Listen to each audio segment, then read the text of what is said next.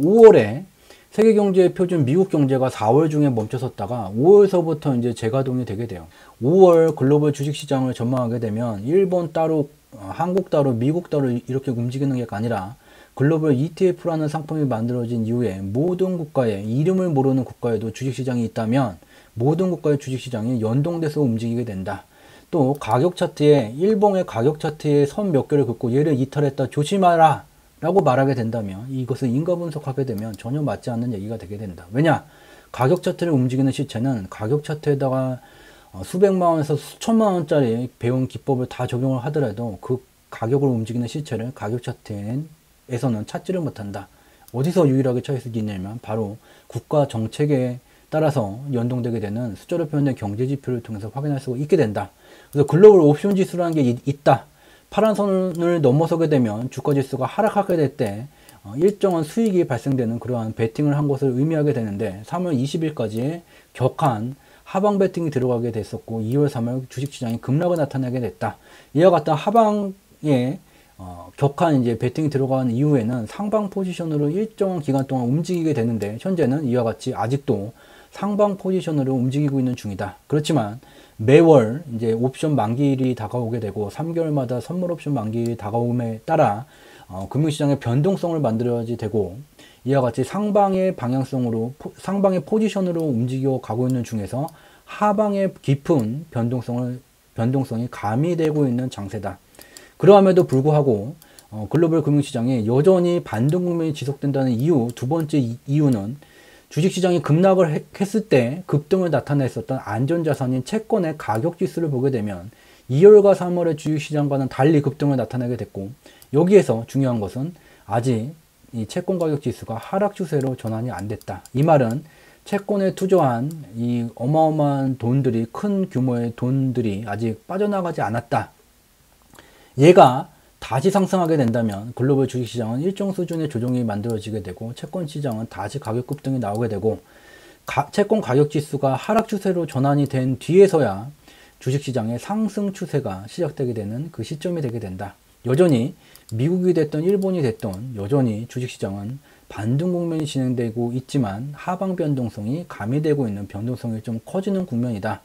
그리고 니케이 지수를 보게 된다면 아베노믹스가 진행된 이래 니케이 지수가 상승을 했지만 이 녹색의 비행기 궤도 상에서 아직 상방의 새로운 생애 수명주의가 만들어지지 않은 상황이다. 즉 아베노믹스 정책의 성과가 유의미한 성과를 아직 이루지 못했음을 확인할 수가 있다.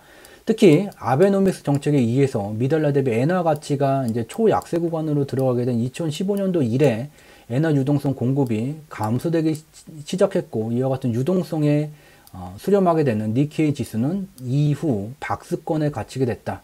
코로나19로 박스권 하단을 이탈하게 됐지만 이 박스권으로 다시 회귀했다라는 것을 알 수 있다. 근데 글로벌 주식시장을 보게 되면 여기에 미국 다우존스 지수를 나타내게 됐어요. 이제 5월 4일 기준으로 나타나게 된 거고요. 이 다우존스 지수는 다우존스 지수를 포함해서 주식시장에 존재하는 모든 국가들의 주가 지수는 2월과 3월에 급락이 나타나게 됐고 한국도 그렇고 일본도 그렇고 중국도 그렇고 유럽도 그렇고 3월 20일 미국 선물 옵션 만기 1을 기점으로 반등 국면이 진행되고 있는 중이에요. 모든 주식시장이 있는 이름도 못 들어본 나라일지라도 주식시장이 있다면 3월 20일 이후에 반등 국면이 진행되고 있는 중이에요. 여기가 이제 가격 차트예요. 일봉의 가격 차트. 가격 차트에 기술적 분석을 하게 되면 선 하나를 찍 저점을 연결하는 선을 긋게 되고 야 여기가 지지 포인트야. 근데 봐라 이탈했지? 야 여기서부터는 반등 국면이 거의 끝나간다는 그 의미야. 두 번째 선을 그어보자. 자 두 번째 선이야. 이탈했지? 반등세가 더 약해졌다는 거고 이게 지금 5월 옵션 만기가 다가오게 됐는데 지지선을 이탈한 것이야. 반등이 끝났다고 봐야 된다. 이런 분석 결론을 내리게 돼요. 이와 같이 기술적 분석을 하게 되면 일봉 차트에다가 선 찍찍 두 개 긋게 되면 이탈, 반등 종료라는 결론을 내리게 돼요. 그렇지만 늘 말씀드리게 되지만 이 가격을 움직이는 실체는 이 가격 차트에 존재하지 않아요. 여기다가 얼마나 비싼 기술적 분석 방법, 보조지표 활용법들을 여기다가 나열을 하게 되더라도 이 가격 차트를 움직이는 실체는 가격 차트에 존재하지를 않게 돼요. 어디 있냐? 경제지표예요. 얘가 글로벌 옵션 지수예요. 그래서 여기에 파란 선을 나타나게 됐어요. 이 지수가 이 파란 선을 넘어갔다는 말은 글로벌 주식시장, 미국의 주식시장이 됐던 중국, 일본, 유럽, 한국 모르는 국가의 주식시장이 됐던 얘가 파란 선을 넘어가게 되면 일정 수준 이상으로 주가지수가 빠지게 되면 큰 돈을 벌겠다고 베팅이 들어간 것을 의미하게 돼요. 그래서 이와 같이 파란 선을 얘가 넘어서게 되면 주식시장은 그때마다 급락이 만들어져 왔어요. 그래서 3월 20일까지 과도한 급락이 진행되게 됐었고 3월 20일 미국의 선물 옵션 만기 이후 이 글로벌 옵션 시장의 포지션은 상방으로 지금 전환되고 있는 중이에요. 근데 중요한 것이 여기에 이제 파란 선으로 나타낸 것과 같이 상방 포지션으로 움직여서 가기는 하는데 템포를 조절하고 있는 중이에요. 무슨 말이냐? 상방 포지션으로 가기는 가는데 이 변동성을 추가적으로 만들기 위해서 상방 포지션으로 계속 가는 게 아니라 하방으로 조정을 깊게 줬다가 다시 상방 포지션으로 가게 되면서 변동성을 더욱더 확대하고 있는 이러한 국면이다. 아직 상방 포지션으로 완전한 전환이 이루어지지 않았다.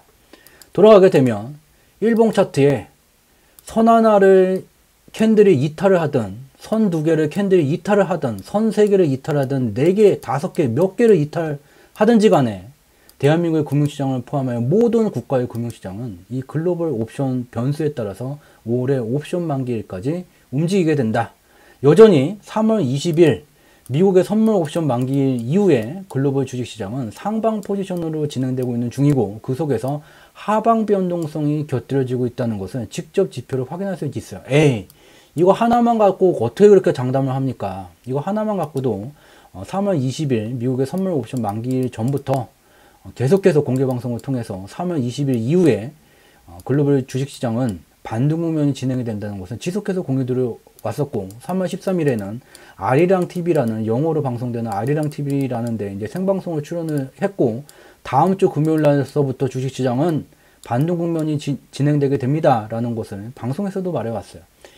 그리고 추가적으로 이제 보게 되면 글로벌 금융시장이 급락을 나타내던 기간에 반대로 주식시장 위험자산이 급락을 나타내던 기간에 안전자산인 채권의 가격은 급등을 만들어 왔어요. 근데 그 이후에 보게 되면 현재 우리가 진행되고 있는 3월 20일 이후의 주식시장의 상승을 왜 반등이라고만 말합니까? 상승이면 상승이고 상승 추세가 아닙니까?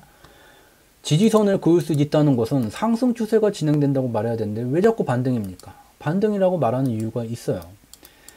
주식시장이 급락할 때 안전자산인 채권 가격은 이와 같이 급등을 나타내게 됐고 현재 진행되고 3월 20일부터 진행되고 있는 주식시장의 이 상승이 추세적인 상승이기 위해서는 이 글로벌 채권 시장에 들어가 있던 어마어마한 투자 자금들이 빠져나오게 되고 얘가 이제 주식시장으로 가게 되면서 채권 지수가 하락 추세로 접어들어야 돼요. 근데 채권 가격 지수가 하락 추세로 전환이 안 됐어요. 무슨 말이냐면 3월 20일 이후에 글로벌 주식시장은 상승이 나타나고 있지만 얘가 추세적으로 상승하기 위해서는 이 안전자산에 들어가 있던 채권 가격 지수, 채권에서 돈이 빠지게 되면서 채권 가격 지수가 하락 추세로 전환되어져 있는데 이 돈이 안 빠져나왔다 라는 것은 언제든지 얘는 다시 상승을 하게 되면서 글로벌 금융시장의 반등 국면이 종료될 수 있다는 의미를 나타내게 돼요.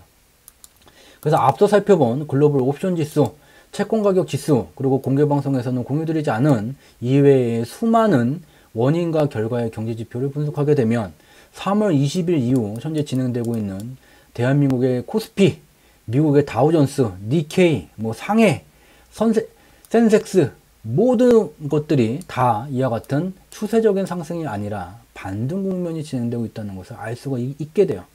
그래서 이 채권 가격 지수가 향후에 만약에 이 상한 수준을 넘어서 상승이 되게 된다. 이때는 이제 글로벌 주식시장에 다시 이제 일정 수준의 조정이 나타나게 되는 거고, 얘가 이제 하락 추세로 완전히 접어들게 된다.